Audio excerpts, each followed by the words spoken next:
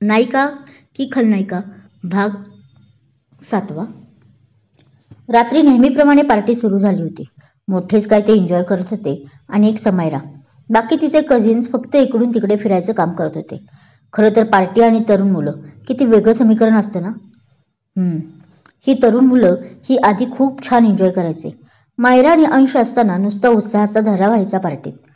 पण यावेळी 2 वर्षानंतर करूनही पार्टीला रंग चढला नव्हता तरुणाईचा. मीट माय डॉटर समायरा. आपल्याच मस्तीत हरवलेल्या समायराला जबरदस्ती घेऊन तिचे आईसाहेब एका फॅमिलीसमोर हसून बोलतात. ती मात्र जबरदस्त स्माईल चेहऱ्यावर आणत होती. नमस्ते बेटा. आणि मानेबाई, हा आमचा मुलगा विक्रांत. ती बाई आता त्यांच्या शेजारच्या मुलाकडे पाहून इंट्रो देते. नमस्ते काकी म्हणत विक्रांत त्यांच्या पाया पडतो. तसा आईसाहेबांना त्याचे संस्कार पाहून खूप आनंद होतो. नमस्ते बेटा. अगदी निसंकोचपणे वाघ या पार्टीत बेटा. आपल्याच घरची आहे. त्याला कम्फर्ट करण्यासाठी बोलतात. येस काकी, डोंट वरी. माझा स्वभाव असाच आहे. जिथे मी जातो तिथेच मी मस्त चिल करतो. ते तुम्ही म्हणत नाही का, जिथे जाल तिथलंच बनून राहायचं, अगदी तसं. विक्रांत हसून आपलाच स्वभाव सांगत होता. अरे वा, मग तर तुझं आणि आमच्या समायराचं नक्कीच जमेल. तीही अगदी अशीच आहे स्वभावाला. डार्लिंग, जा ना, त्याला आपल्या फ्रेंडशी ओळख करून दे. ते आता समायराला हसून बोलतात. पण समायरा मात्र त्यांच्याकडे रागात पाहते. येस समायरा, आवडेल मला तुझ्याशी फ्रेंडशिप करून घ्यायला. तसंही तुझ्यासारख्या हिरोईनशी माझी ओळख हे सुद्धा माझ्यासाठी आजच्या दिवसातलं खूप मोठं गिफ्टच आहे. तो हसून पाहत समायराला बोलतो. जा समू, आपल्या फ्रेंडशी ओळख करून दे. आता इतका वेळ ऐकत असलेले आबासाहेबही तिची पाठ थोपटत डोळ्यांनी खुणावत तिला बोलतात. ओके आबासाहेब. ती उगाच चेहऱ्यावर स्माईल आणत म्हणते. चला मिस्टर विक्रांत. ती त्याला हातानेच पुढे जायला सांगते.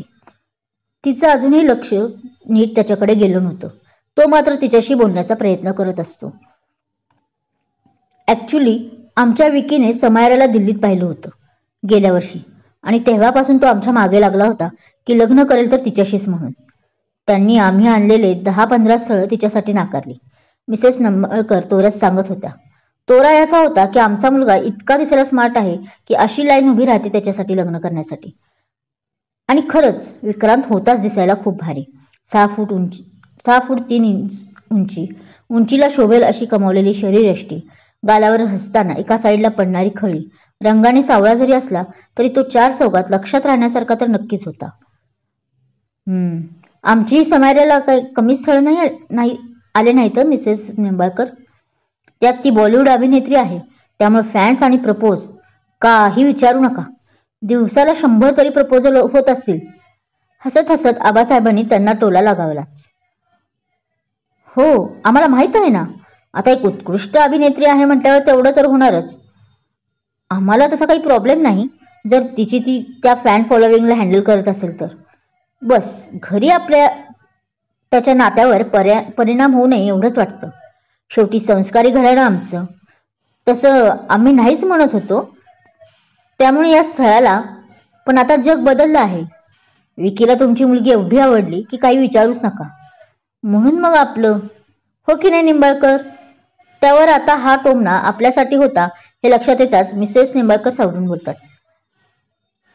पण त्याही बोलायला कमी नव्हत्या. एकंदरीतच चित्र दिसतच होतं. शिवाय विक्रांत इतका का बोलका असेल हेही आता समजत होतं.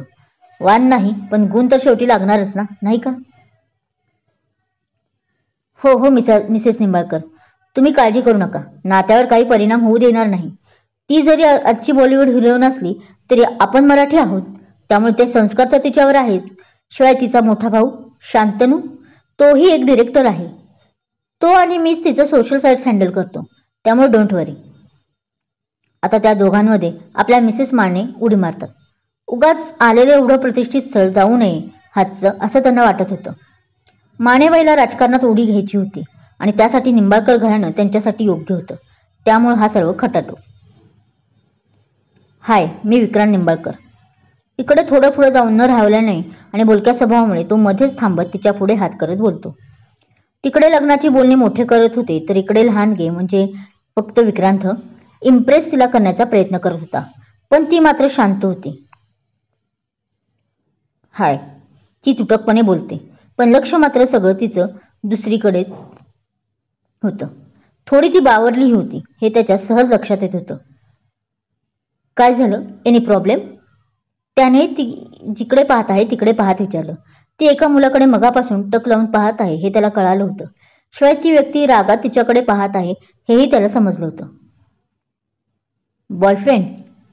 पण त्याने प्रश्न करूनही ती काहीच उत्तर देत नव्हती हे पाहून शेवटी त्यानेच प्रश्न केला तिला. कोण?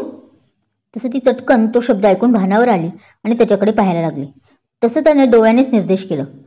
No no no, not at all. तो बॉडीगार्ड आहे माझा, तिने स्पष्ट केलं. हो, समोर आपला सॅम, समीर उर्फ बॉडीगार्ड होता. तो रागात तिच्याकडे पाहत होता. ओ, मला वाटलं बॉयफ्रेंड आहे की काय.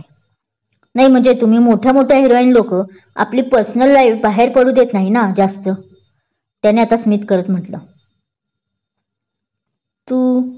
आय मीन तुम्ही असेच आहात का सर्वांबरोबर? तिने थोडं त्रासिक होत त्याला आता विचारलं. तू म्हणालीस तर छानच वाटेल. आणि कसा आहे मी? त्याने तिलाच प्रश्न केला. थँक्स.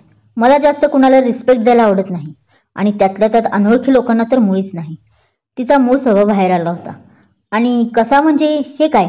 आत्ता जसं माझ्याशी फ्लर्ट करत आहात तसा? तिला प्रचंड त्याच्या बोलण्याचा राग येत होता. हे असं जास्त फ्रँक कुणाशी तिला व्हायला आवडायचं नाही. आणि त्यात हा विक्रांत असं वागत होता जणू वर्षोनवर्ष ह्यांची ओळख असावी. अच्छा, म्हणजे मी फ्लर्टी स्वभावाचा आहे आणि सगळ्या मुलींवर लाईन मारतो असं विचारायचं आहे का तुला?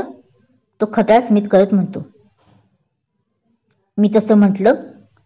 तिने आता डोळे फिरवून विचारले. स्पष्ट नाही, पण बोलण्याचा ओघ तुझा तसाच होता ना. बरं वाटलं असतं तू डायरेक्ट बोलली असतीस तर. तो नुसता स्मित करत बोलत होता. आता ह्याच्या पलीकडे जाऊन किती डायरेक्ट बोलायचं? ती मनात वैतागत बोलली. असो, पण मी असा नाही आहे खरा. बट तुला पाहिलं आणि का माहीत नाही एक वेगळीच फिलिंग आली. प्रेम झाले तुझ्यावर. आता चैनही नाही पडत तुझ्याशिवाय. तो वेगळ्याच अंदाजात बोलतो. व्हॉट? लगेच? ओ मिस्टर, हे अति फास्ट वाटत नाही का? तिला मात्र त्याचं बोलणं आश्चर्यचकित करून टाकतं. अजून आपल्याला भेटून काय बोलूनही 2 मिनिटं झाली नाही की लगेच कसं काय प्रेम?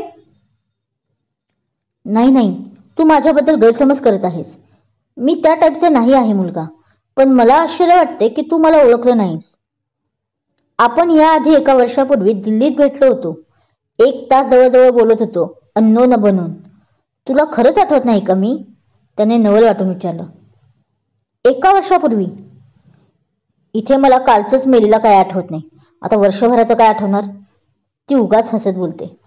पण तिला खरंच काहीच आठवत नव्हतं, त्यामुळे ती शांत बसते. आय नो, तू हिरोईन असल्यानं बऱ्याच लोकांना भेटणं असशील रोज, त्यामुळे विसरली असशील आपली 1 तासाची मुलाखत. तो मनात खट्टू होतो, पण वरवर हसत बोलतो. पण परत स्वतःचं बोलणं स्वतःलाच समजून परत शांतही होतो. भाग कसा वाटला कमेंट करून नक्की सांगा. कथा आवडत असल्यास लाईक करा, कमेंट करा, सबस्क्राईब करा आणि शेअर करायला विसरू नका.